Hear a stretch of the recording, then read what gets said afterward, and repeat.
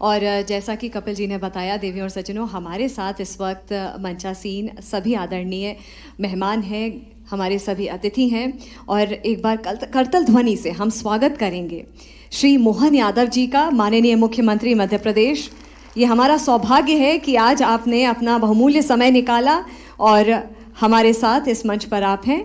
और स्मृति चिन्ह, तुलसी का पौधा और शॉल प्रस्तुत करते हुए छोटे छोटे बच्चे ज्ञानदीप सेवाधाम विद्यालय के और वृंदा खन्ना जी, सचिव संत ईश्वर फाउंडेशन, स्मृति चिन्ह प्रस्तुत करते हुए।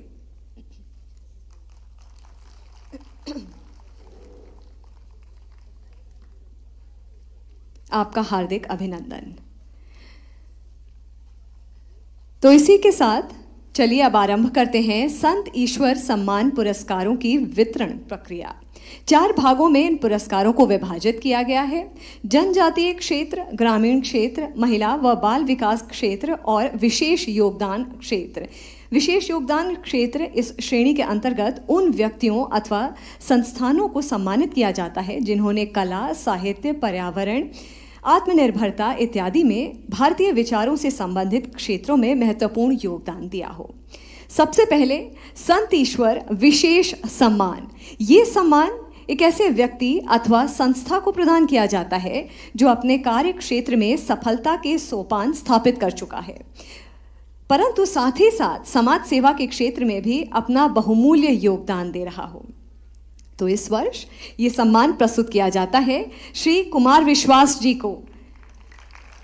मंचासीन सभी अतिथियों से अनुरोध है कि कृपया आगे आएं। कुमार विश्वास अपने अपने राम और अपने अपने श्याम के द्वारा देश में और विशेषकर युवाओं में सनातन जागरण का महत्वपूर्ण कार्य कर रहे हैं। अपनी कविताओं से देश विदेश में हिंदी का मान बढ़ाने और युवाओं के मन में राष्ट्र सेवा व सांस्कृतिक मूल्यों का जागरण करने वाले इस महान कवि ने अपने शब्दों से करोड़ों दिलों को छुआ है।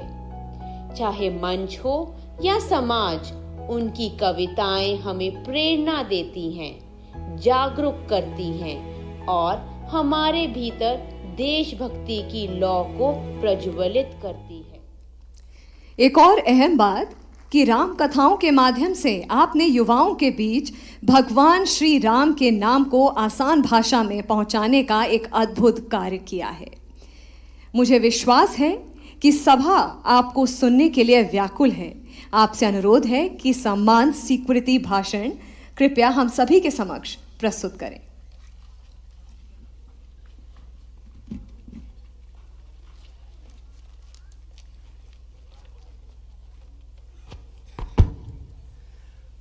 आज के इस अद्वितीय समारोह में उपस्थित सभी संतजन, विद्वज्जन, मंचस्थ आदरणीय ज्ञानानंद जी महाराज, मेरे लगभग 3 दशक पुराने मित्र जो इस समय मध्य प्रदेश के यशस्वी मुख्यमंत्री हैं, भाई मोहन यादव जी, डॉक्टर मोहन यादव जी, मनहर पूर्वोत्तर के भारतीय चेहरे किरण रिजिजू जी, अपना जीवन परमार्थ और राष्ट्र निर्माण के लिए समर्पित कर चुके आदरणीय पराग जी भाई साहब और आदरणीय कपिल जी, इसकी संयोजना करने वाले।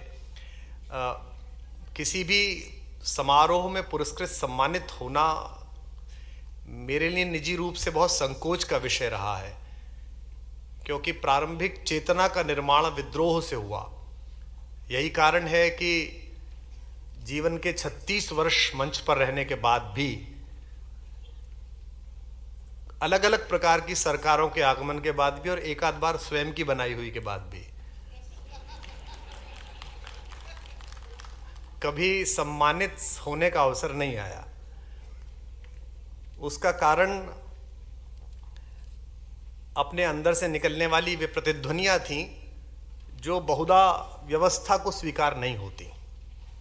लेकिन यह सम्मान एक ऐसे परिवार, एक ऐसे विचार से आया है जहां सबसे पहली स्वीकृति परमार्थ को दी जाती है।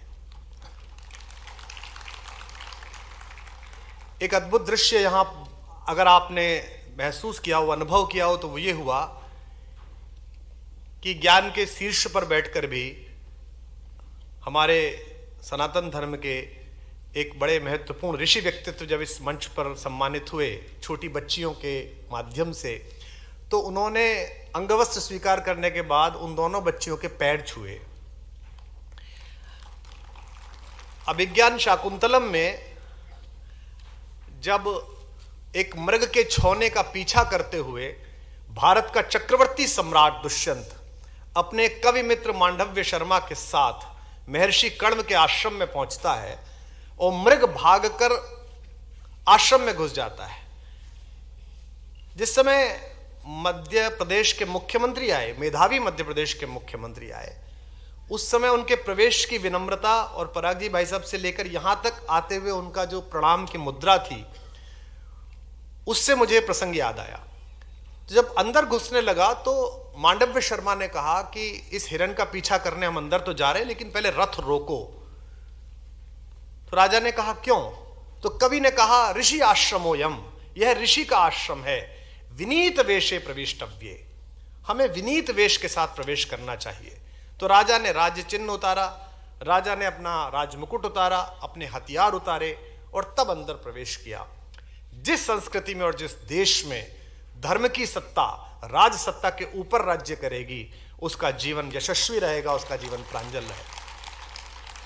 भारतीय संस्कार विधि में राज्याभिषेक की जो विधि है, यहां संतजन बैठे हैं, मैं उनके श्री चरणों में अपना शीश रखते हुए कहना चाहता हूं कि संस्कार विधि की पुस्तक पढ़ते हुए बड़ा मनहर आश्चर्य हुआ, बड़ा आनंद आया कि राजा को पवित्र नदियों के जल से स्नान कराने के बाद, उसको सब प्रकार से शुद्ध करने के बाद जब उसे राजदंड दिया जाएगा, जो आज भारत की संसद में सेंगोल के रूप में प्रतिष्ठित है, तो राजा उसे राजगुरु से स्वीकार करेगा और राजगुरु कहेगा सर्वदंडो असि, यह प्रत्येक प्रकार के वर्ण के लिए कि दंड व्यवस्था तुझे दी जाती है, तो पृथ्वी पर विष्णु का प्रतिनिधि है, भगवान का प्रतिनिधि है।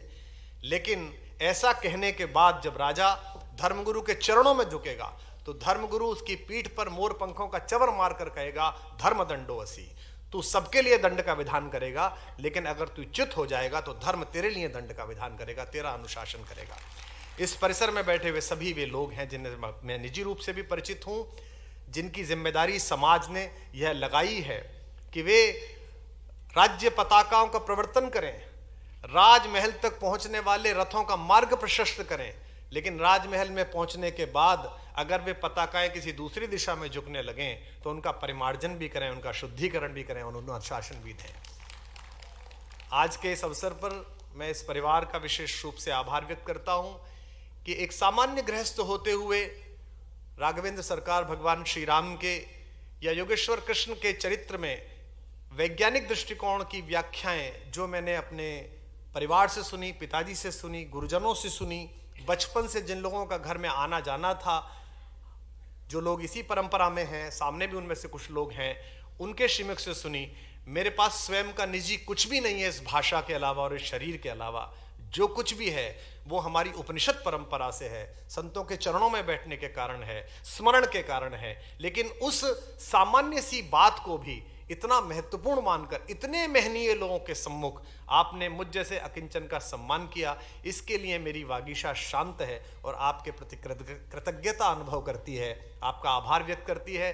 जिन मेरे साथ जिन आदरणीय सज्जनों का सम्मान हुआ है, जो पूरे भारत से आए हैं, वे निश्चित रूप से मुझसे अधिक मेधावी हैं, मुझसे अधिक प्रशंसनीय हैं। मैं अपने सम्मान को उन सभी अल्पज्ञात या ज्ञात साथियों को समर्पित करता हूं जिनको ढूंढकर आज ये परिसर लाया है। आप सब इस महनीय अवसर पर मेरा प्रणाम स्वीकार करने के लिए पधारे, इसलिए आपको भी प्रणाम करता हूं। बहुत बहुत धन्यवाद। बहुत बहुत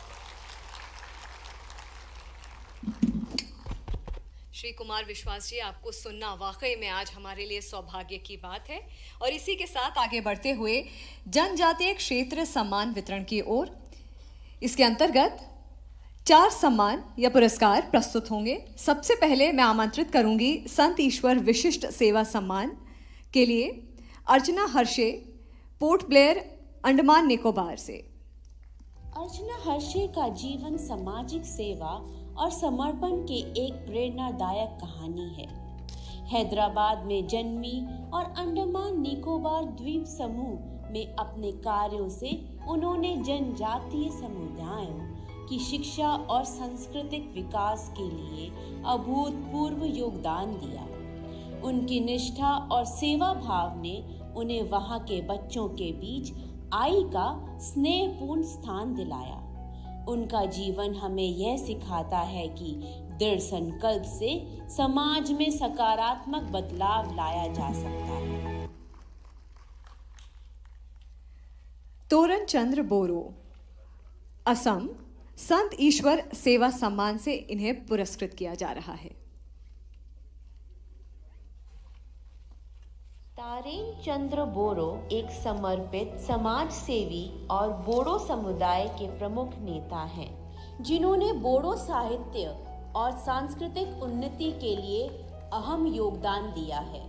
साहित्य अकादमी के बोडो सलाहकार और बोडो साहित्य सभा के अध्यक्ष के रूप में उनके कार्यों ने समाज और साहित्य को समृद्ध किया। उत्तर पूर्वी भारत में शांति और एकता को बढ़ावा देने के उनके प्रयासों ने समाज में स्थायी प्रभाव छोड़ा।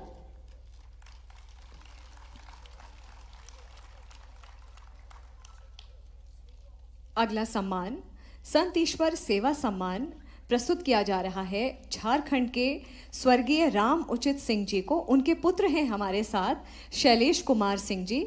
उनसे अनुरोध है कि वो आएं और इस सम्मान को। स्वर्गीय राम उचित सिंह झारखंड के गुमला जिले के एक समर्पित लोक कलाकार और नागपुरी साहित्य के संरक्षक हैं। सन 1980 से उन्होंने नागपुरी भाषा और संस्कृति के संरक्षण के लिए अथक प्रयास किए हैं। गांव-गांव जाकर लोक गीतों और सांस्कृतिक कार्यक्रमों के माध्यम से नई पीढ़ी को अपनी जड़ों से जोड़ा। उनके निरंतर प्रयासों से नागपुरी भाषा और संस्कृति को नई पहचान दी है, जिससे आज की और आने वाली पीढ़ियां लाभान्वित हो रही हैं।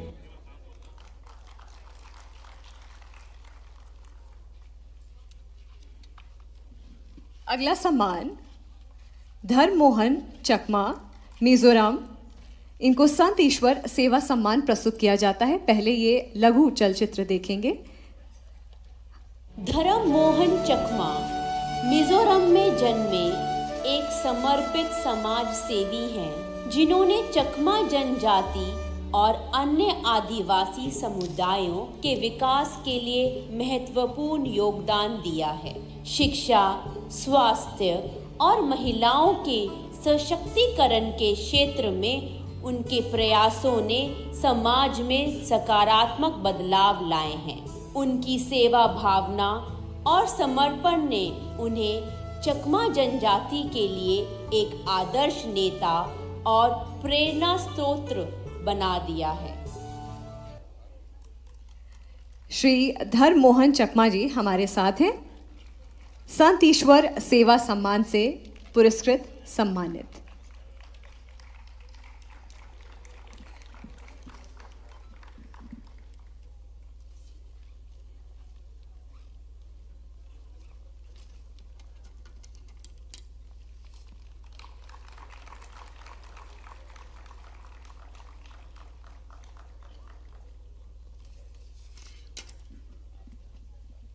आप सभी आदरणीय अतिथियों से हमारा निवेदन है कि आप सभी अपना अपना स्थान ग्रहण करें। और अब मैं अनुरोध करूंगी श्री मोहन यादव जी, माननीय मुख्यमंत्री मध्य प्रदेश, कि वो आएं और सभा को अपने प्रेरणावान शब्दों से संबोधित करें। एक बार करतल ध्वनि से हम स्वागत करेंगे माननीय मुख्यमंत्री जी का।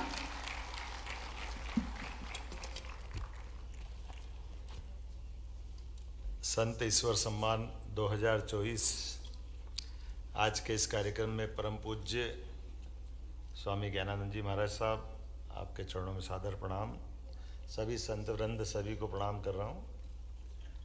इस अवसर पर सेवा भारती के माननीय पराग जी अभ्यंकर, अखिल भारतीय अधिकारी हैं संघ के हमारे, मैं उज्जैन से वर्षों से माननीय पराग जी से जुड़ा रहा हूँ। एक अलग ही आनंद आया, मुझे लगा कि आज मेरा आनंद डबल हो गया, यहाँ आना मेरा सार्थक हो गया। मैं आपका अभिनंदन करता हूँ। सम्माननीय मंत्री किरण रिजिजू जी, अत्यंत आत्मीयता से आपका स्वागत करता हूँ। माननीय श्रीमान कपिल खन्ना जी, आपका भी अभिनंदन। अभी कुमार विश्वास जी, उनको अत्यंत जरूरी काम से जाना था, उनका मेरा वर्षों पुराना संबंध है। विशेष सम्मान और बाकी सम्मान कुल मिलाकर के संत ईश्वर फाउंडेशन के माध्यम से ये एक अनुपम कार्यक्रम है। कई कार्यक्रम में जाने का मौका मिलता है, लेकिन सच में इस प्रकार के कार्यक्रम में आने से लगता है कि हाँ, सच्चे अर्थों में कार्यक्रम में आकर के अपने को भी लगा और वाकई ये बहुत बड़ा अलग प्रकार का कार्यक्रम है, जिसमें हमारी सनातन संस्कृति के विविध प्रकार के अलग अलग क्षेत्रों में ऐसे लोग जिनके लिए ये खास करके सुदूर इन प्रांतों से भी बुलाए गए, जिनके लिए देख करके भी लगता है कि हमारे लिए इसी बात की आवश्यकता थी। श्रीमान खिरातीलाल जी के पूज्य पिताजी माताजी के नाम पर संत राम खन्ना जी, श्रीमती ईश्वरी देव के नाम पर ये जो पुरस्कार रखा गया है, और जिनकी समाज सेवा को लेकर के माता पिता से जो प्रेरणा मिली थी, कपिल जी उस परंपरा को बढ़ा रहे हैं। और ख़ास करके मैं जहाँ से आता हूँ वहाँ उज्जैन है प्रॉपर, बाबा महाकाल की नगरी, और हमारा प्रदेश कई जन्मों के पुण्य के बाद इस मृत्युलोक में जन्म मिलता है। और जन्म और मृत्यु के बीच के कालखंड में हमारे हाथ से परमात्मा एक मौका देता है जो श्रेष्ठ से श्रेष्ठ हो सकता है, जो अच्छे से अच्छा हो सकता है।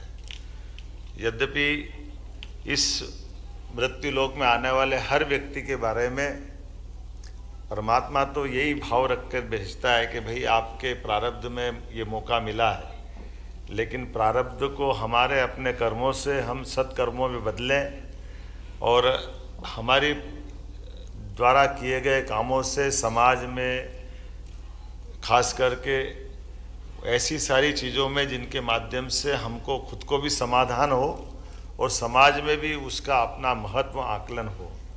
और ये भी बड़ी एक अलग प्रकार की ईश्वर की लीला है कि ऐसी कई सारी संस्कृतियाँ, कई प्रकार के धर्म दुनिया में हैं, लेकिन जो सनातन संस्कृति में वो दुनिया में कहीं नहीं। हमें इस बात का आनंद है और इस बात का गर्व और गौरव है, और ये कई सारे लक्षणों से दिखाई भी देता है। अब जैसे उदाहरण के लिए अग्निवस्त्रधारी संत, मैं समझ सकता हूँ इनका योगदान ज़्यादा है।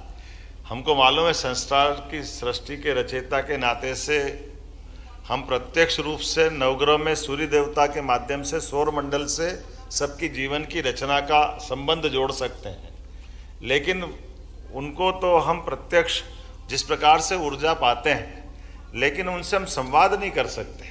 लेकिन ये हमारे कदम कदम पर होने वाली गलतियों से ये जीते जी सूर्य की भूमिका में हमारे साथ रहते हैं, जो हमको ऊर्जा भी देते हैं, कदम कदम पर मार्गदर्शन भी करते हैं। इसलिए इकबाल ने कहा कि कुछ बात है कि हस्ती मिटती नहीं है हमारी। ये कुछ बात है कि हस्ती मिटती नहीं हमारी, ये हमारी संत परंपरा है, ये हमारी सनातन परंपरा है, जो कदम कदम पर हर आने वाली कठिनाइयों का, चुनौतियों का, प्रश्न के हर ऐसे उलझे सुलझे प्रश्नों का उत्तर भी देती है और उसमें से मार्ग निकाल करके बढ़ने का अवसर भी देती है। कई सारे ऐसे, और आज के इस दौर में इसका ज़्यादा महत्व हो गया है, जब हम सब जानते हैं कि हमारे देवता तो 33 करोड़ है, लेकिन असली में यत पिंडे तत् ब्रह्मांड है, जैसा हमारा पिंड है वही ब्रह्मांड है। इस बात में सारी बातें आ जाती है। इस वैदिक वाक्य के माध्यम से हम सब समझ सकते हैं। आज के इस अवसर पर ये जो अद्भुत कार्यक्रम रखा है, मैं एक बार फिर इस पूरे कार्यक्रम के प्रति और सभी सम्मानित होने वाले महानुभावों के प्रति अपनी शुभकामना देता हूं और मैं ही अपनी बात को विराम देता हूं। बहुत बहुत धन्यवाद। माननीय मुख्यमंत्री जी, और इसी के साथ हम बढ़ते हैं ग्रामीण क्षेत्र सम्मान पुरस्कारों के वितरण की ओर। सबसे पहले हाथाओं का नाम लेंगे, उसके बाद एक लघु चलचित्र चलेगा, उसके बाद विजेता हमारे साथ मंच पर आएंगे। सबसे पहले जो सम्मान है वो जाता है विश्व स्थली सामाजिक एवं सांस्कृतिक संगठन जम्मू। विश्व स्थली सामाजिक एवं सांस्कृतिक संगठन भारतीय कला, संस्कृति और समाज के उत्थान में अग्रणी भूमिका निभा रहे हैं। बसोहली चित्रकला के संरक्षण और पश्मीना उद्योग के पुनर्जीवन से लेकर स्वच्छता अभियान और आपदा पुनर्निर्माण में इस संगठन ने उल्लेखनीय योगदान दिया है। इसके प्रयासों ने न केवल स्थानीय समाज में जागरूकता बढ़ाई है, बल्कि भारतीय सांस्कृतिक धरोहर को विश्व पटल पर पुनर्स्थापित किया है। विश्व स्थली सामाजिक एवं सांस्कृतिक संगठन जम्मू, इन्हें प्रस्तुत किया जा रहा है संत ईश्वर विशिष्ट सेवा सम्मान।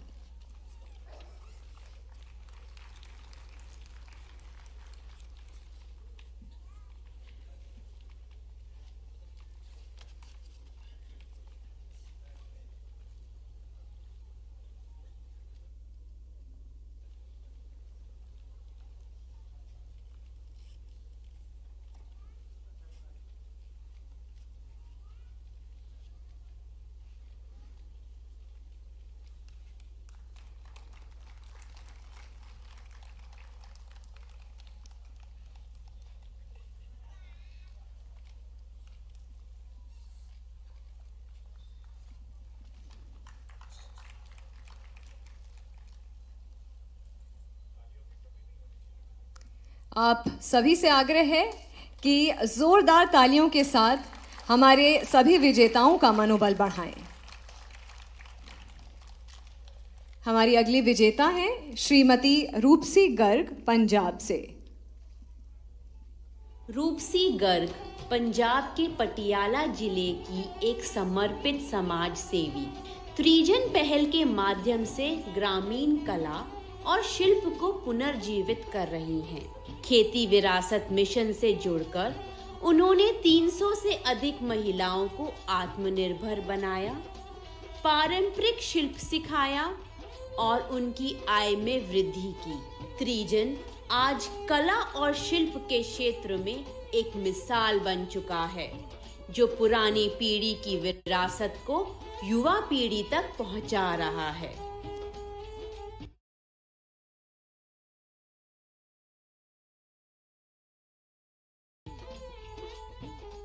श्रीमती रूपसी गर्ग पंजाब से संत ईश्वर सेवा सम्मान से सम्मानित किया जा रहा है श्रीमती रूपसी गर्ग जी को।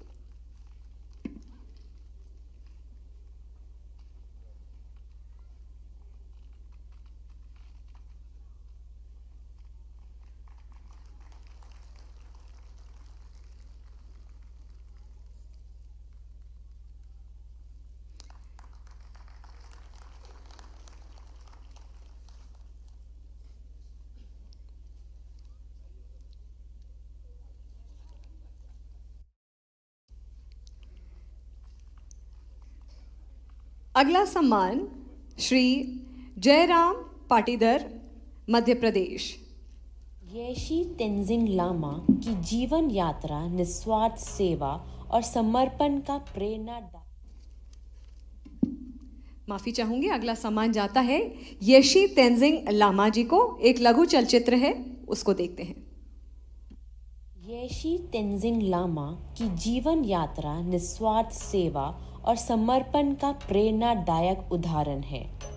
बचपन में साधु जीवन अपनाने के बाद उन्होंने जड़ी बूटियों और मालिश के माध्यम से पैरालिसिस रोगियों के इलाज की अनोखी पद्धति विकसित की। उनके द्वारा स्थापित जेफेन जुंगचू फाउंडेशन के माध्यम से लामा न केवल चिकित्सा सेवाएं प्रदान करते हैं, बल्कि अनाथ और गरीब बच्चों की देखभाल के साथ बौद्ध साधना का प्रचार भी करते हैं।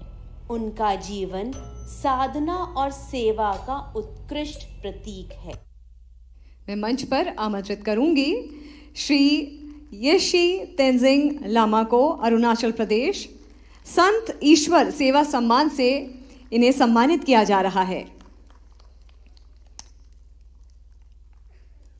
संत ईश्वर सम्मान उन सभी सेवा साधकों को सम्मानित करता है जिन्होंने स्व तथा अन्य के भाव से मुक्त होकर मानवता की सेवा में अपना संपूर्ण जीवन लगा दिया है।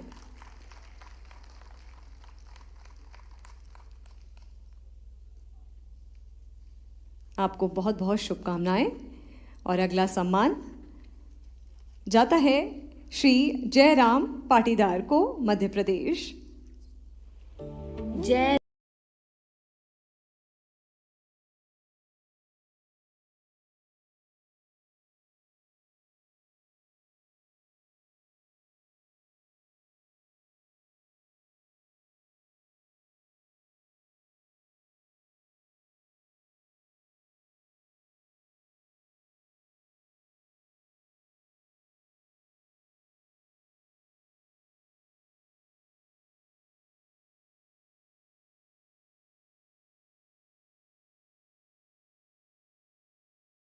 गौशाला जयराम पाटीदार जी द्वारा सन 2002 में स्थापित गौवंश की सुरक्षा और सेवा का आदर्श प्रस्तुत करती है।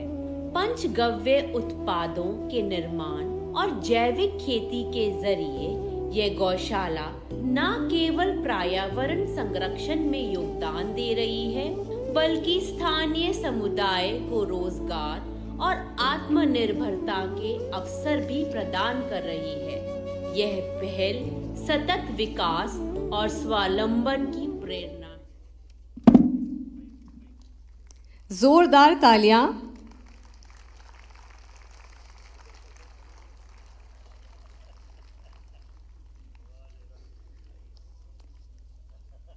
मध्य प्रदेश से श्री जयराम पाटीदार संत ईश्वर सेवा सम्मान से इन्हें सम्मानित किया जा रहा है।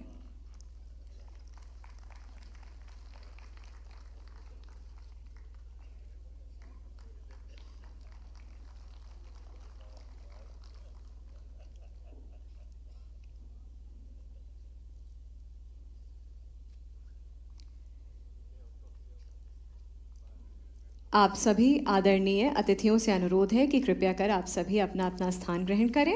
और अब मैं अनुरोध करूंगी श्री किरण रिजिजू जी से, माननीय केंद्रीय मंत्री संसदीय और अल्पसंख्यक कार्य, कि वो आगे आएं और सभा को अपने बहुमूल्य शब्दों से संबोधित करें।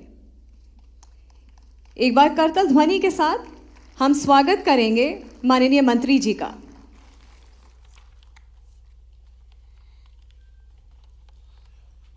पूजनीय स्वामी श्री ज्ञानानंद जी महाराज जी, महामंडलेश्वर गीतामणि जी, आदरणीय मध्य प्रदेश के मुख्यमंत्री मोहन यादव जी, आदरणीय श्री कपिल खन्ना जी, अध्यक्ष विश्व हिंदू परिषद और संत ईश्वर समिति के,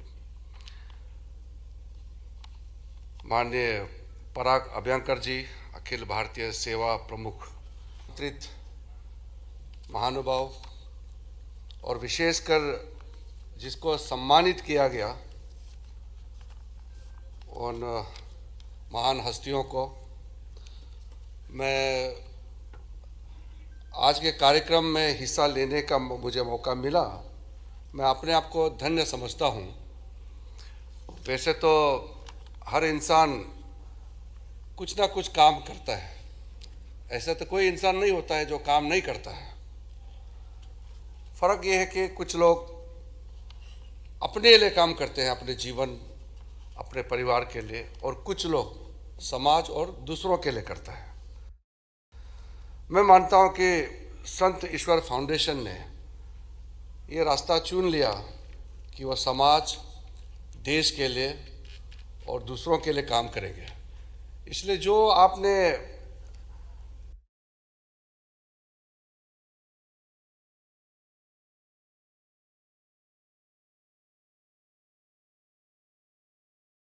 प्रक्रिया पहले बताया, जो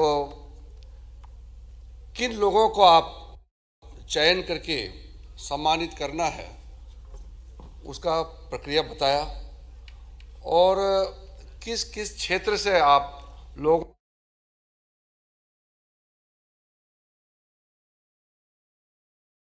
बैठने वाले लोगों को चयन करके पद्म अवार्ड दिया जाता है।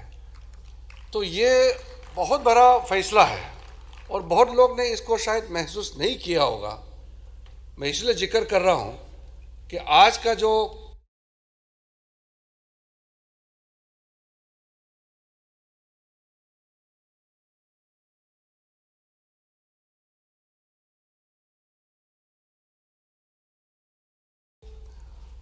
सम्मानित करने का जो तरीका है, और आज मुझे कोई यहाँ ज्ञान रोशनी डालना नहीं है, लेकिन मैं छोटा सा मेरा अनुभव मैं बताना चाहता हूँ। हम तो बॉर्डर इलाका में,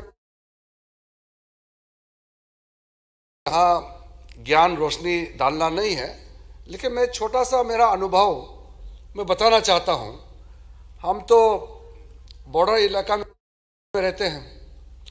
हमारे बचपन में स्कूल नहीं थे, सड़कें नहीं थे, हमारे पास कोई व्यवस्था तो था नहीं, लेकिन हमारे वहाँ जो टीचर्स होते थे, हमारे अध्यापक बहुत अच्छे लोग थे। और उस समय पैदल चलते थे, 4-5 दिन पैदल चलने के बाद हमारे गांव में जो टीचर्स है वो पहुँचे। खास करके यूपी बिहार से बहुत टीचर्स आए, फिर बंगाल से भी, असम से भी। उस समय जो हमको पढ़ाया गया है, संस्कार को लेकर के, समाज को लेकर के जो चीज़ बताया, आज तक हम लोग भूले नहीं हैं।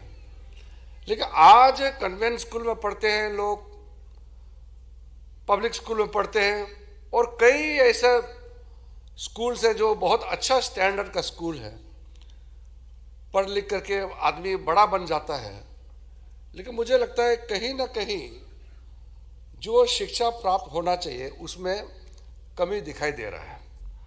आज हम लोग सब कहते हैं कि देश को बनाना है, ठीक है, देश डेवलपमेंट हो रहे हैं, लेकिन लोग, उस देश में रहने वाले लोग कैसे हैं? मैं देखता हूं आज जो पुरस्कार जिन्होंने प्राप्त किया, जिसको सम्मानित किया गया, मैंने जैसे कहा उसको बहुत कम लोग, अपने ही समाज में भी बहुत कम लोग जानते हैं। लेकिन ये जो डिजिटल के दुनिया में जो समाज में एक टुकड़ा जिसने योगदान नहीं दिया, समाज के लिए कोई काम में नहीं आता है, अगर समाज को प्रभावित करता है तो गलत तरीके से प्रभावित करता है, ऐसे लोगों का फॉलोअर्स मिलियंस में है। हमारे यहाँ, मैं कुछ कार्यक्रम में गए थे उस दिन भी, हम तो जानते नहीं हैं, लेकिन बताया गया कि उसका मिलियन फॉलोवर, 5 मिलियन 6 मिलियन, मतलब 50 लाख 60 लाख 70 लाख फॉलोअर्स है। और मैं सोचते रह जाता हूं कि इनको फॉलो करने का क्या मतलब है? ये कोई आदर्श व्यक्ति है क्या? किस लिए फॉलो करना चाहिए? आप किसी को तब फॉलो करता है, उसके बातों को, उसके जीवन शैली का तब फॉलो करना चाहिए जब आपको लगे कि इससे हमारे देश के लिए, हमारे समाज के लिए कुछ अच्छा सीखने को मिलेगा। लेकिन ऐसे लोगों को आज पूछते नहीं है। मैं फिल्म के दुनिया में, हमारा तो कोई वास्ता नहीं है, पुराने फिल्म देखते थे तो अच्छा लगता था। गांव में कभी मौका मिलता था, हमारे वहाँ डॉक्यूमेंट्री आते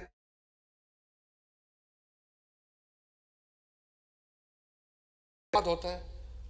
मैं बम्बई गई थे, मुझे काफ़ी अभिनेताओं ने भी रिक्वेस्ट किया कि मेरा फिल्म का आप टाइम निकल के देखिए। टाइम नहीं है मेरे पास में, क्योंकि टाइम, किसके लिए टाइम निकालना है? समय तभी मैं निकालूंगा जिसको देखने के बाद मुझे कुछ फायदा होगा, अच्छा सीख मिलेगा, तभी तो मैं समय दूंगा। हमारे लिए समय बहुत बहुमूल्य है।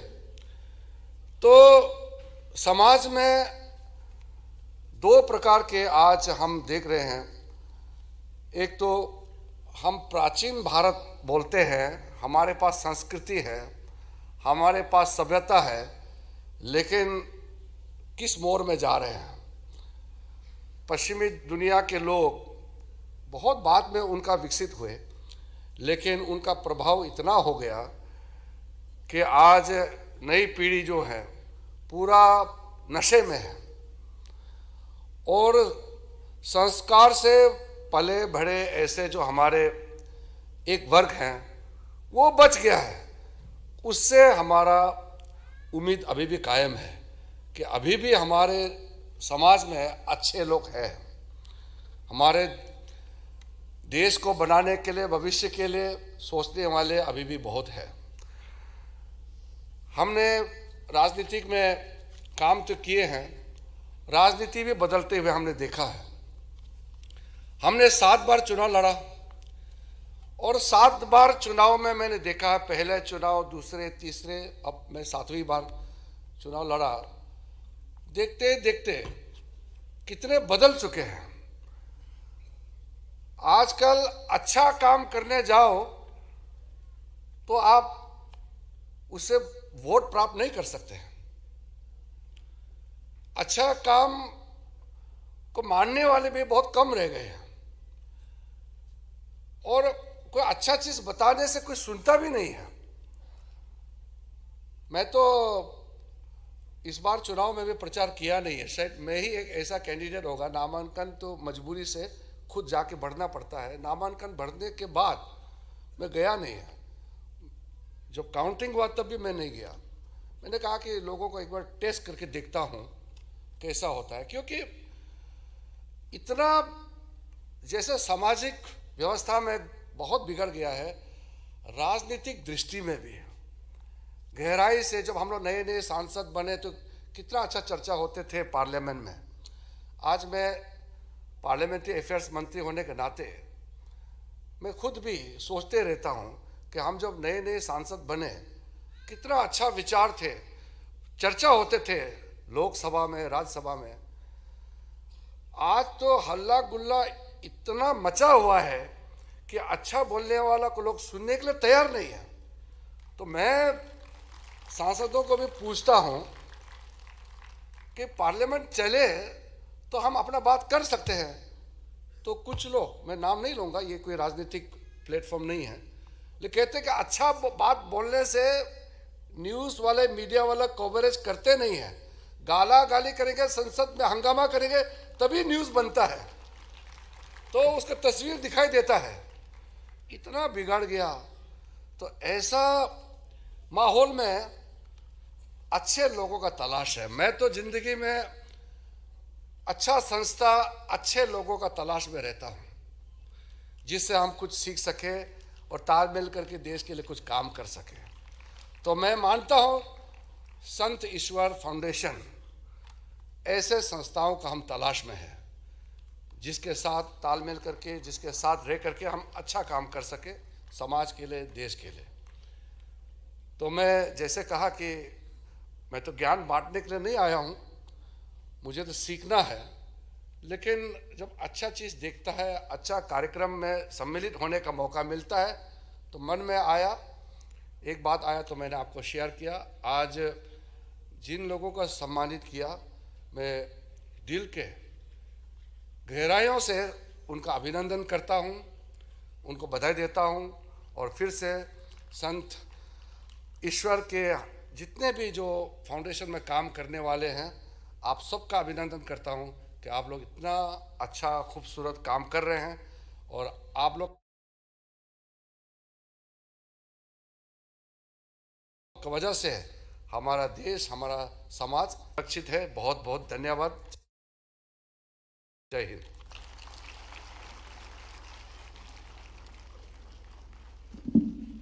माननीय मंत्री जी, आपका हृदय से आभार। और इसी के साथ हम आ गए हैं महिला व बाल विकास क्षेत्र सम्मान पुरस्कारों के वितरण पर। सबसे पहले हम हमारे विजेता जे रामचंद्र शरद बाबू आंध्र प्रदेश से हैं। इनका एक लघु चलचित्र देखेंगे। जयरामचंद्र सारथ बाबू। जयरामचंद्र सारथ बाबू आंध्र प्रदेश के नेल्लौर जिले के एक प्रेरणादायक सामाजिक कार्यकर्ता ने अपने जीवन को वंचित बच्चों के उत्थान के लिए समर्पित किया है, जो रेलवे प्लेटफॉर्मों और उपेक्षित बच्चों को शिक्षा, सुरक्षा और पोषण प्रदान करता है। उनके कार्यों ने उन्हें कई पुरस्कारों से सम्मानित किया है, जिसमें राष्ट्रपति और राज्यपाल पुरस्कार शामिल हैं। उनका नेल्लौर मॉडल बच्चों की शिक्षा और सुरक्षा के क्षेत्र में एक अनुकरणीय उदाहरण है, जो देश भर में अपनाया जा रहा है। जे रामचंद्र सरथ बाबू हमारे साथ हैं और इन्हें महिला व बाल विकास क्षेत्र में संत ईश्वर विशिष्ट सेवा सम्मान पुरस्कृत किया जा रहा है।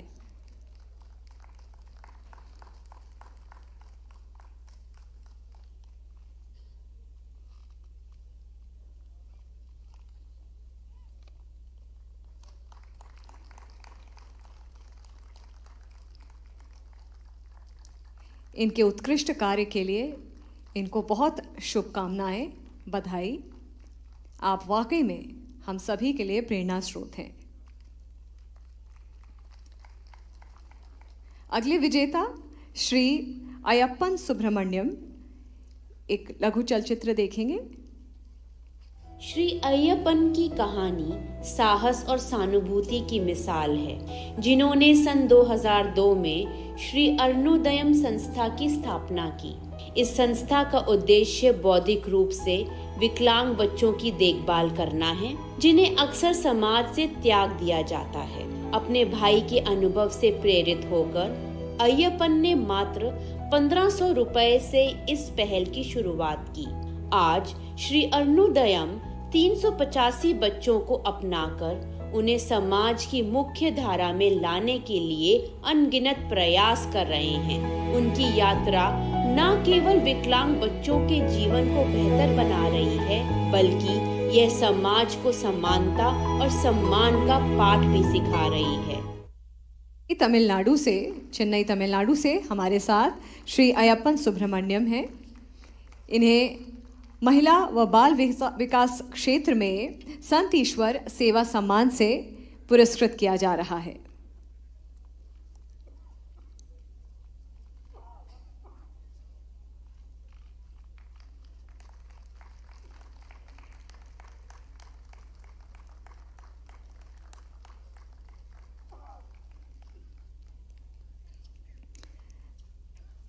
हमारी अगली विजेता डॉक्टर दर्शना देवी। डॉक्टर कुमारी दर्शना देवी हरियाणा की एक प्रमुख महिला हैं, जिन्होंने नारी शिक्षा और सशक्तिकरण के लिए अपना जीवन समर्पित किया। सन 1976 में उन्होंने कन्या गुरुकुल की स्थापना की, जिसे उन्होंने एक साधारण विद्यालय से प्रतिष्ठित महाविद्यालय में रूपांतरित किया। यह संस्थान महिलाओं को वैदिक शिक्षा के माध्यम से सशक्त बना रहा है और आज हजारों छात्राएं यहां से शिक्षा प्राप्त कर रही हैं। डॉक्टर दर्शना देवी का जीवन नारी शक्ति का प्रतीक है, जो समाज में महिलाओं की स्थिति में सुधार के लिए निरंतर प्रयासरत है।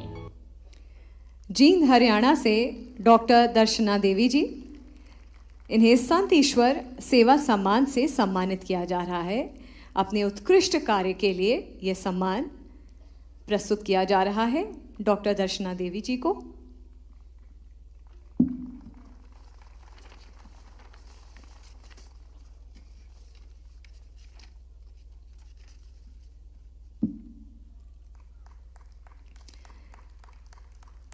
एक बार जोरदार तालियों के साथ हम हमारे विजेता का अभिनंदन करेंगे, उनके कार्यों को, अद्भुत प्रयासों को सराहेंगे।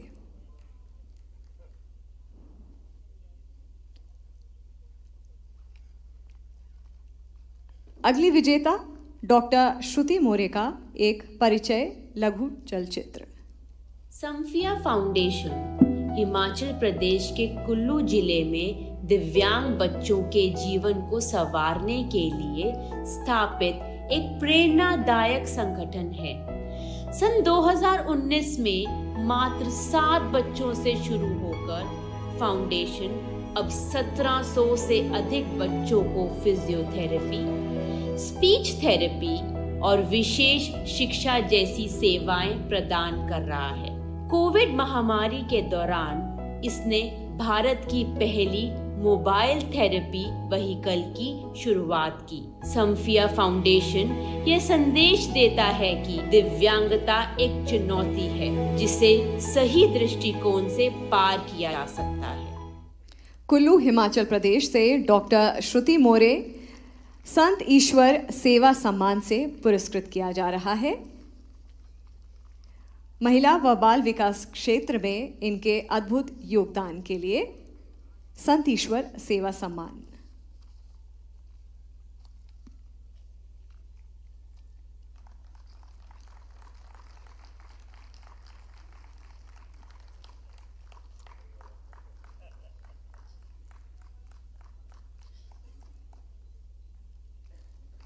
आपको बहुत बहुत बधाई और शुभकामनाएं।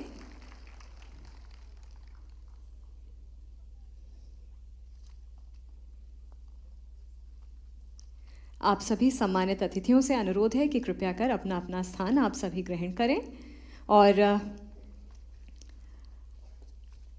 श्री पराग अभ्यंकर जी अखिल भारतीय सेवा प्रमुख होने के नाते देश भर में आपका सेवा कार्यों के निमित्त प्रवास होता रहता है।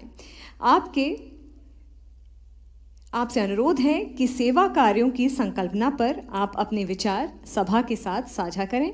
एक बार आप सभी से निवेदन है कि पुनः करतल ध्वनि के साथ हम स्वागत करते हैं श्री पराग जी का।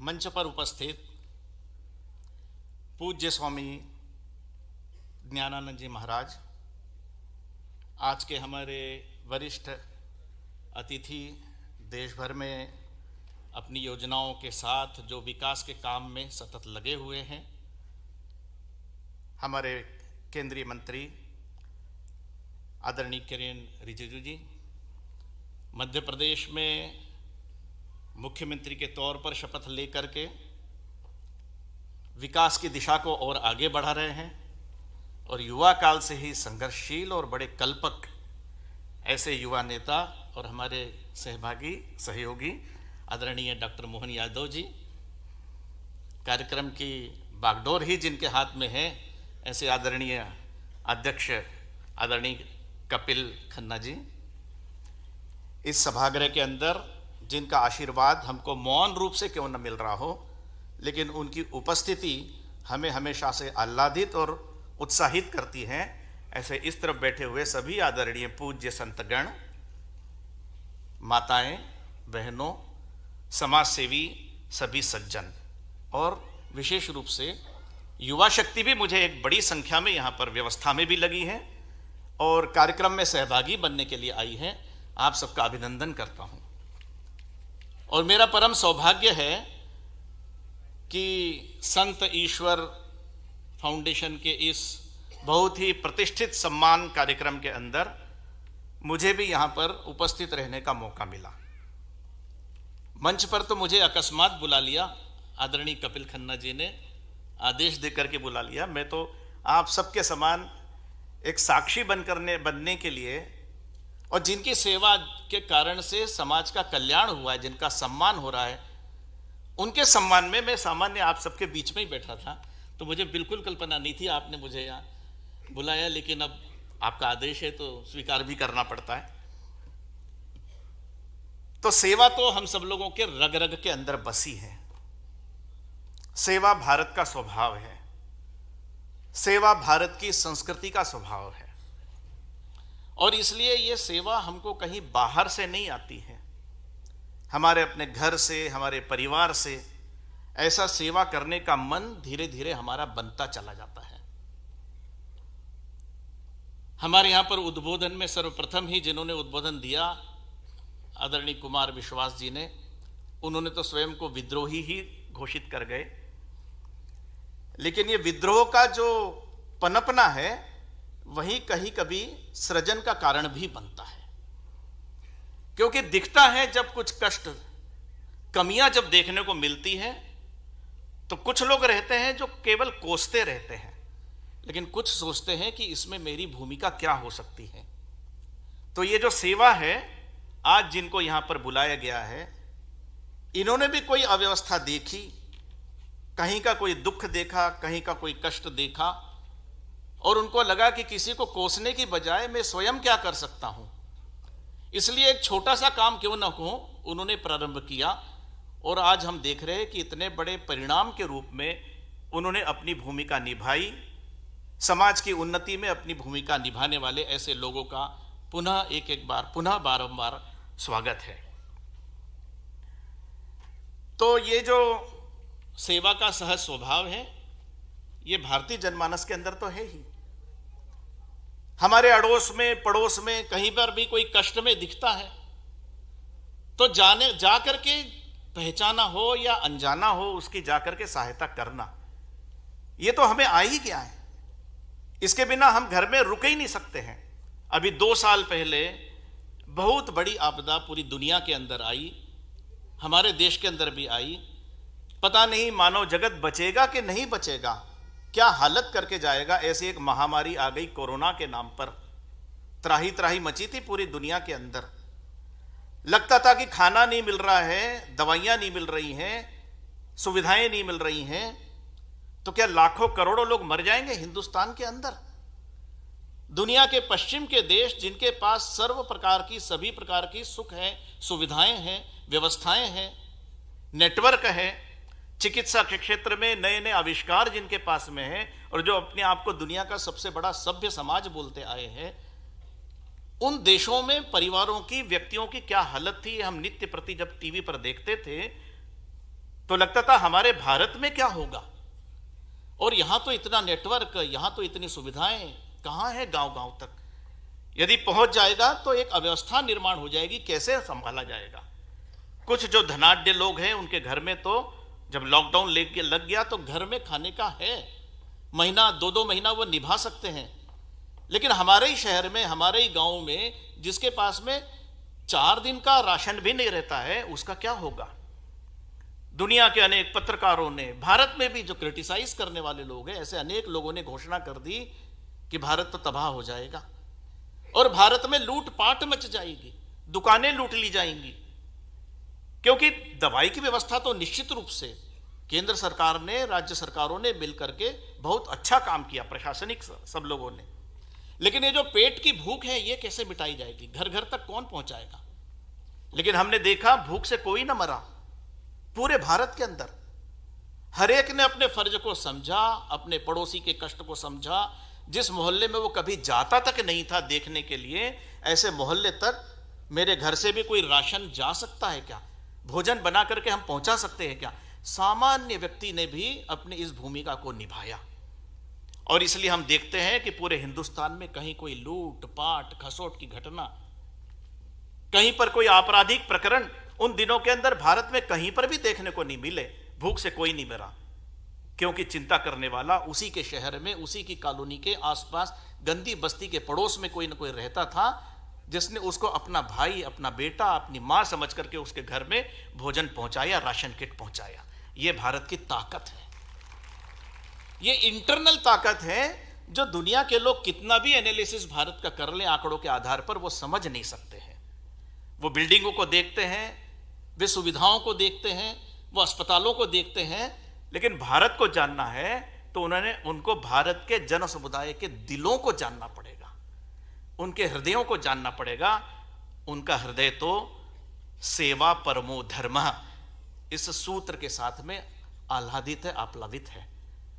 और ये हमको पूज्य संतों के मार्गदर्शन में यहाँ पर भी बैठे हुए हैं और अनेक समाज सेवी लोगों के जीवन के आचरण को देखते हुए प्राप्त होता आया है।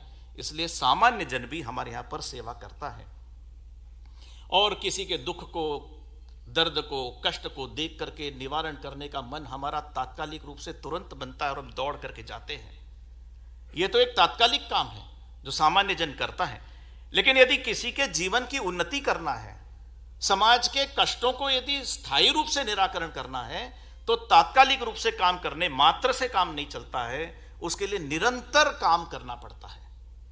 कोई हमें देख रहा है कि नहीं देख रहा है, कोई सहायता कर रहा है कि नहीं कर रहा है, लेकिन मैं जितना कर सकता हूं उतना अड़ोस पड़ोस में तो जरूर कर लूंगा। यह भारत की ताकत है। वो भारत की जो ताकत है वो आज यहां पर इस मंच के ऊपर सम्मानित हो रही है। इसके लिए आयोजकों को बहुत बहुत धन्यवाद, बहुत बहुत अभिनंदन है। जो ये काम कर रहे हैं वो कोई साधना से कम काम नहीं है। पुरस्कार की चाह में तो काम करने वाले अनेक लोग देखने को मिलते हैं, लेकिन जैसे कि भूमिका में आदरणीय कपिल जी ने कह दिया, जो पुरस्कार की चाह रखता है उसकी ओर तो हमारी निगाह जाती ही नहीं है। जो सतत सेवा साधना रूप में करता है उनको हम ढूंढ करके लेकर के आते हैं, और आज वे सब लोग यहां पर आए हैं। आज जिनका सम्मान वास्तविक अर्थ में किया जा रहा है वे साधक है सच्चे अर्थों में।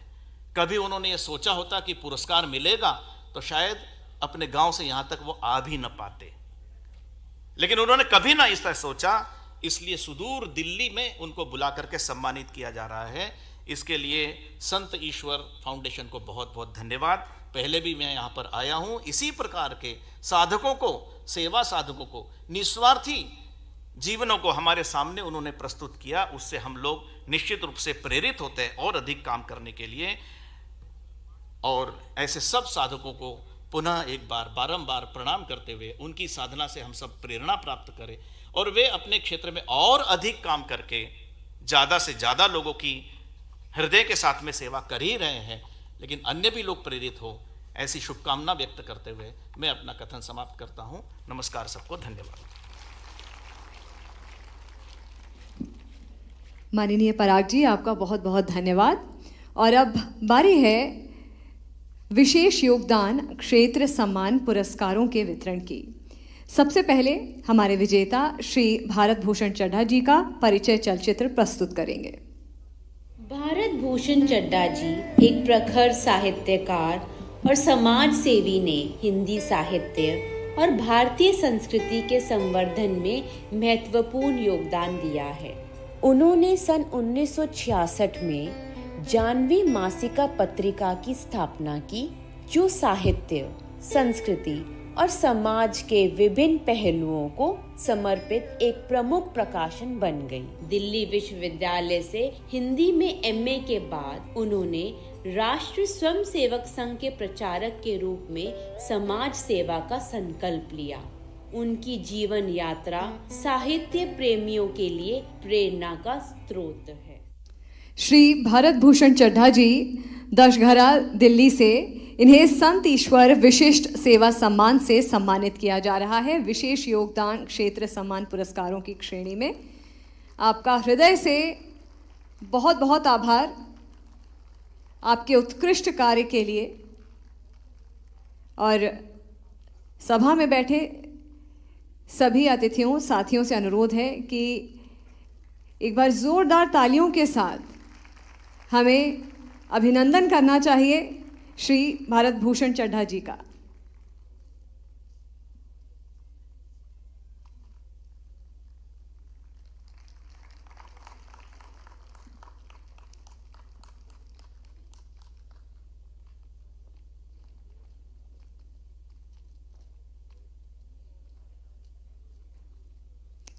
अतुलनीय योगदान न सिर्फ समाज के लिए बल्कि प्रेरणादायक योगदान विश्व भर, देश भर के लिए वाकई में सराहनीय है।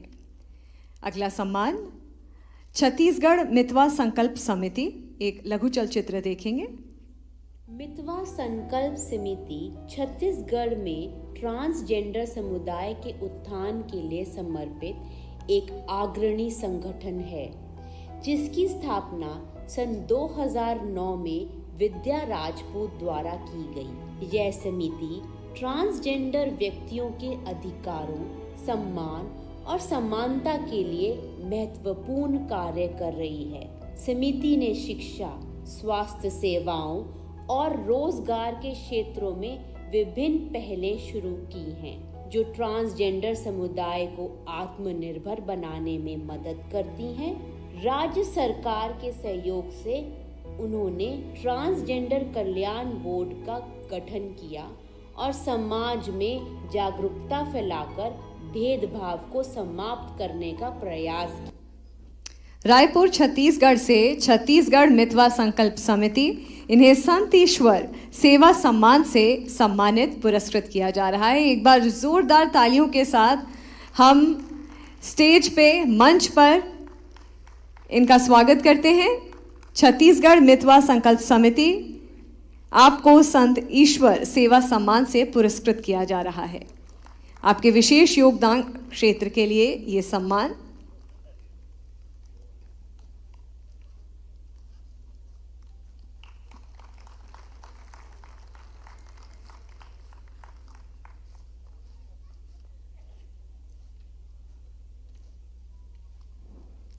अगला सम्मान विश्व ममत्व फाउंडेशन। एक परिचय वीडियो देखते हैं। ममत्व फाउंडेशन ट्रांसजेंडर समुदाय के लिए एक आशा की किरण के रूप में उभरा है जो सदियों से उपेक्षित रहा है। इस संस्था का मुख्य उद्देश्य इस समुदाय को समाज की मुख्य धारा से जोड़ना और उन्हें वह सम्मान और अवसर प्रदान करना है जिसके वे हकदार हैं। पिछले 4 वर्षों में फाउंडेशन ने सामूहिक रक्षाबंधन जैसे कार्यक्रमों के माध्यम से समाज से जुड़ाव बढ़ाने की पहल की है।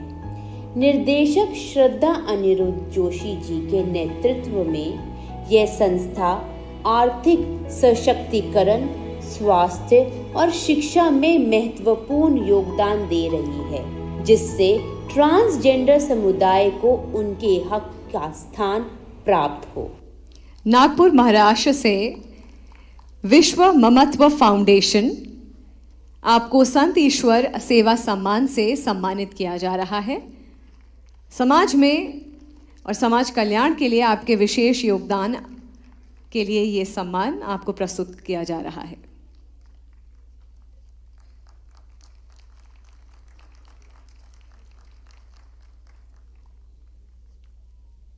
आपको बहुत बहुत शुभकामनाएं।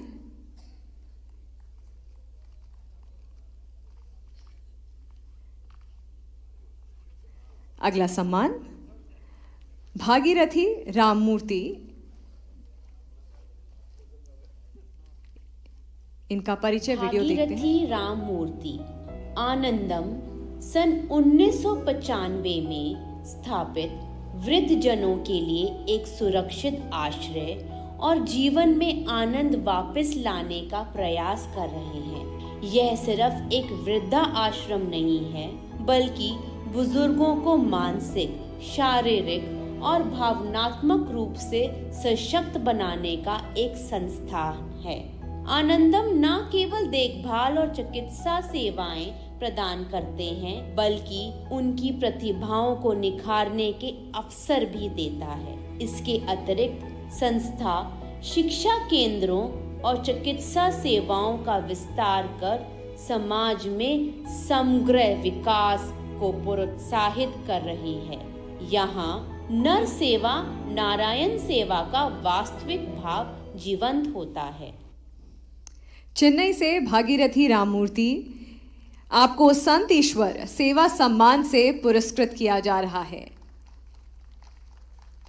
एक बार जोरदार तालियों के साथ हम मंच पर स्वागत करेंगे भागीरथी राममूर्ति जी का।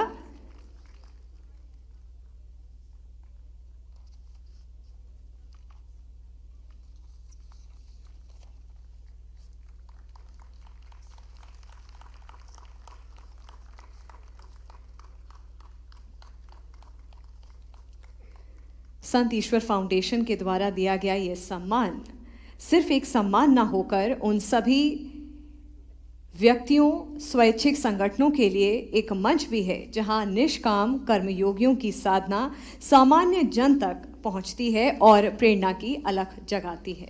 आप सभी गणमान्य अतिथियों से अनुरोध है कि अपना अपना स्थान ग्रहण कर लें। और इसी के साथ मैं परम पूजनीय महामंडलेश्वर गीता मनीषी स्वामी श्री ज्ञानानंद जी महाराज जी से अनुरोध करूंगी कि आप अपने प्रेरणा वचन से इस सभा को संबोधित करें और हम सभी को अपना बहुमूल्य आशीर्वाद प्रदान करें।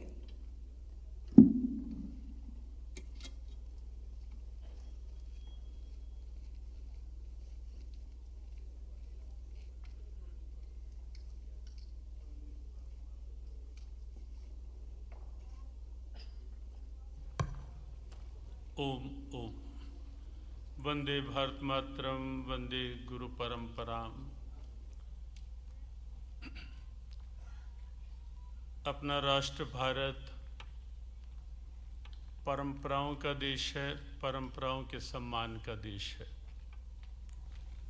परंपराओं के सम्मान की व्यावहारिक अभिव्यक्ति के रूप में, व्यावहारिक अनुभूति के रूप में आज का यह अनूठा कार्यक्रम संत ईश्वर सम्मान समारोह, और आज के इस कार्यक्रम में जिनके बहुत प्रेरक उद्बोधन हम सब ने श्रवण किए,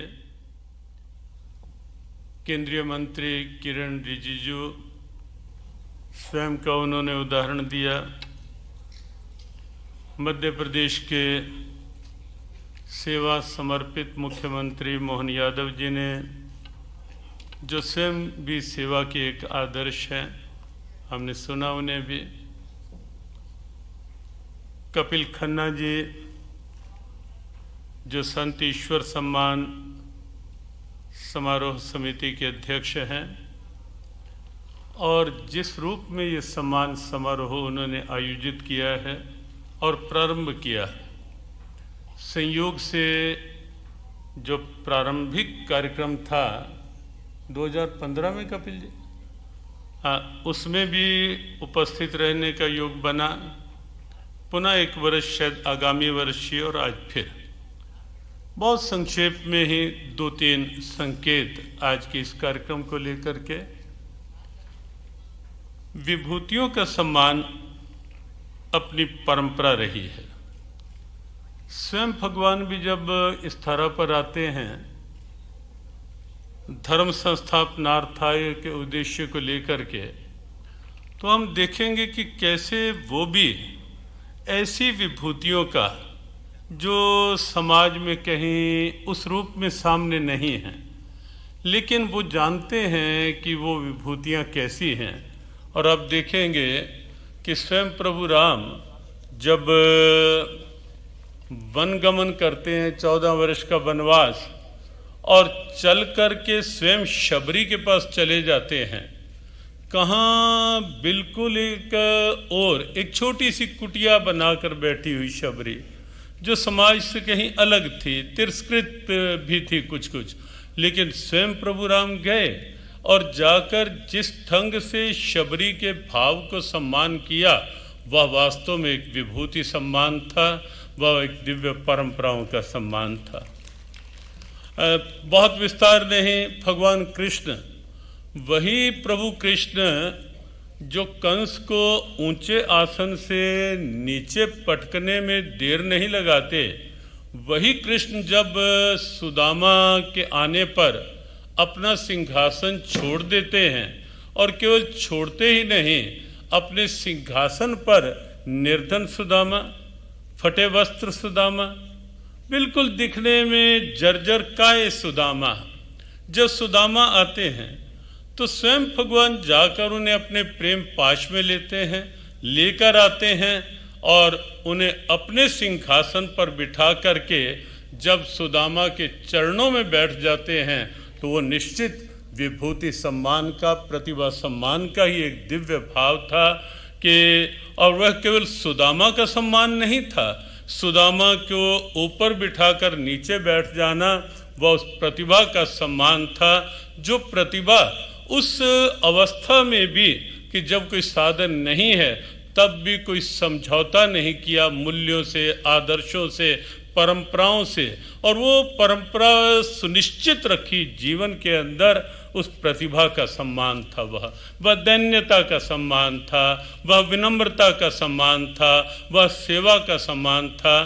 सेवा ईश्वर फाउंडेशन का यह जो कार्यक्रम है, हमने एक जगह पढ़ा, शायद लेटर हेड में या कहीं, उसे लिखा हुआ है कि ये संत ईश्वर सम्मान जो है, ये सम्मान है सेवा का, ये सम्मान है संस्कृति का, और ये सम्मान है भारत की परंपराओं का।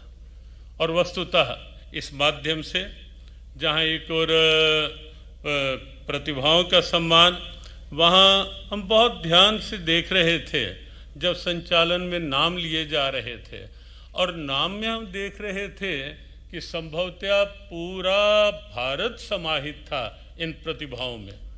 हमें नहीं लगता कि कोई प्रांत, कहाँ उत्तर पूर्व भारत के प्रांत, कहीं दक्षिण के प्रांत, कहीं हिमाचल तक पहुंच गए, फिर पंजाब, हरियाणा और आंध्र, मध्य प्रदेश, भारत का मध्य, हर प्रांत को छुआ।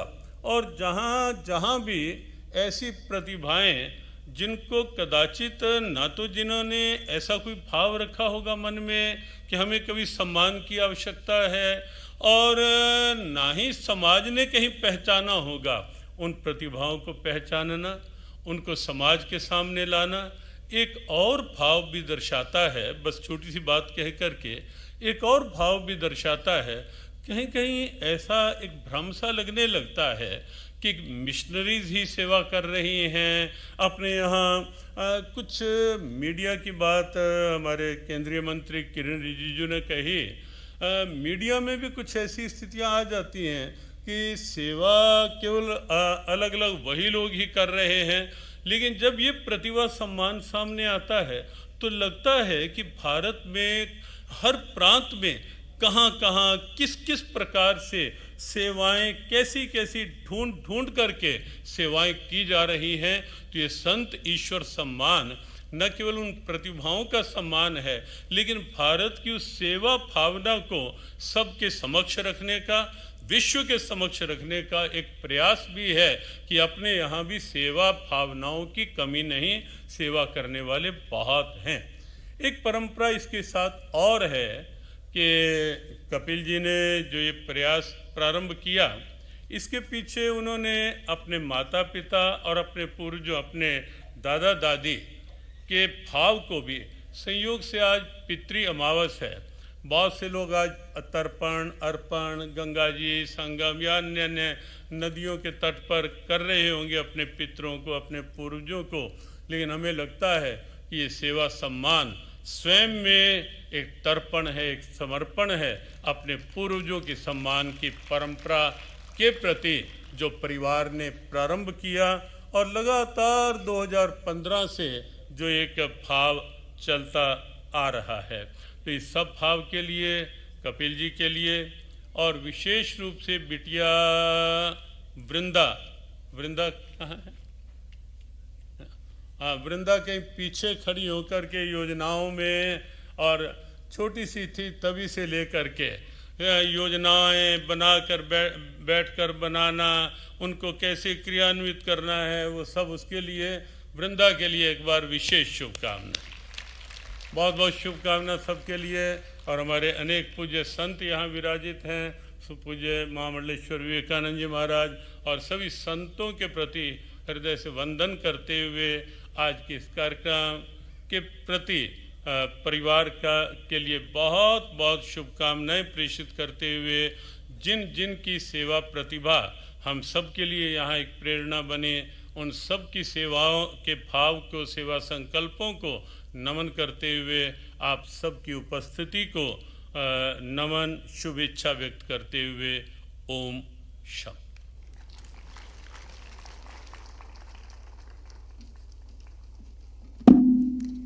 पूजनीय महाराज जी, आपका बहुत बहुत आभार। और अब मैं अनुरोध करूंगी श्रीमती माधवी हंस जी, संत ईश्वर सम्मान 2024 आयोजन समिति की सचिव, कि वो धन्यवाद ज्ञापन प्रस्तुत करें। श्रीमती माधवी हंस जी।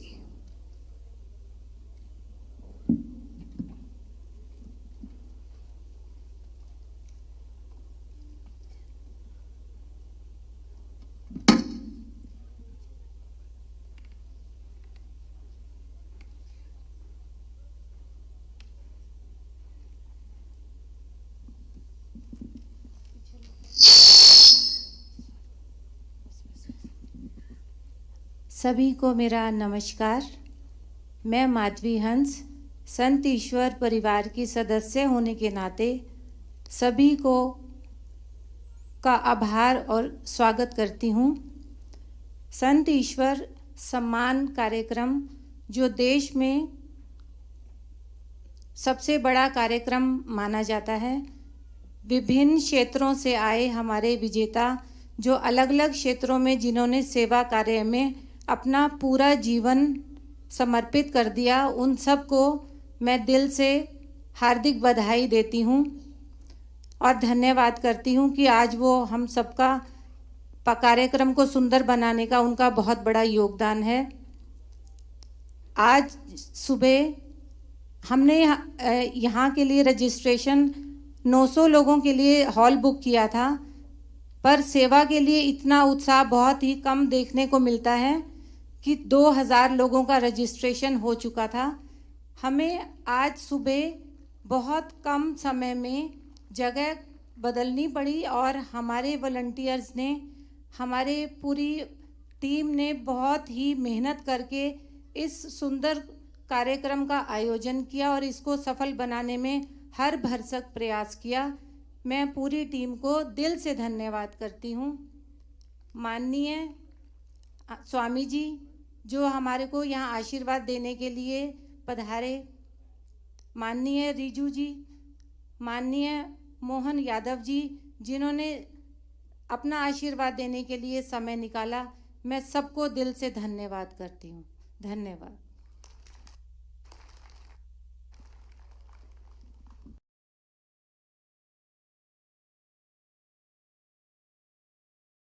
अब मैं आप सभी से अनुरोध करूंगी कि राष्ट्रगीत के लिए आप सभी अपने अपने स्थानों पर खड़े हो जाएं।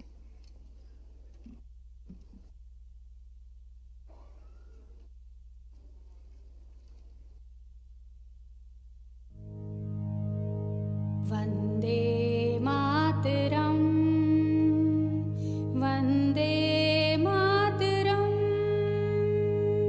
वंदे मातरम, वंदे मातरम। सुजलां सुफलां मलयज शीतलां, सुजलां मलयज शीतलां, सस्य श्यामलां मातरं वन्दे मातरं, सस्य श्यामलां मातरं वन्दे मातरं। शुभ्रज्योत्स्नां पुलकितयामिनीं, शुभ्रज्योत्स्नां पुलकितयामिनीं, पुल्लकुसुमिता द्रुमदलशोभिनीं, पुल्लकुसुमिता द्रुमदलशोभिनीं, सुहासिनीं सुमधुरभाषिणीं, सुहासिनीं सुमधुरभाषिणीं, सुखदां वरदां मातरं वन्दे मातरं, सुखदां वरदां मातरं वन्दे मातरं। कोटि कोटि कंठ कल कल निनाद कराले, कोटि कोटि कंठ कल कल निनाद कराले, कोटि कोटि भुजय घृत कर करवाले, कोटि कोटि भुजय धृत कर करवाले। अब लाके नुमाए तो बोले, अब लाके नुमाए तो बोले, बहुबल धारिणी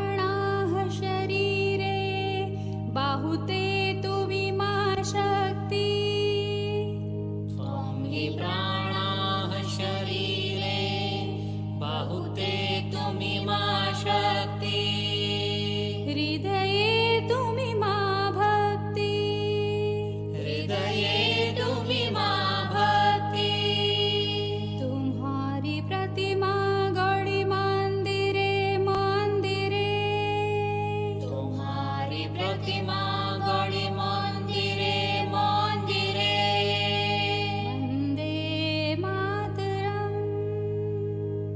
वन्दे मातरम् त्वं हि दुर्गा दशप्रहरणधारिणी त्वं हि दुर्गा दशप्रहरणधारिणी कमला कमलदलविहारिणी वाणी विद्यादायिनी कमला कमलदलविहारिणी वाणी विद्यादायिनी नमामि त्वां नमामि कमलाम् अमलाम् अतुलाम् नमामि त्वां नमामि कमलाम् अमलाम् अतुलाम् सुजलां सुफलां मातरम् सुजलां सुफलां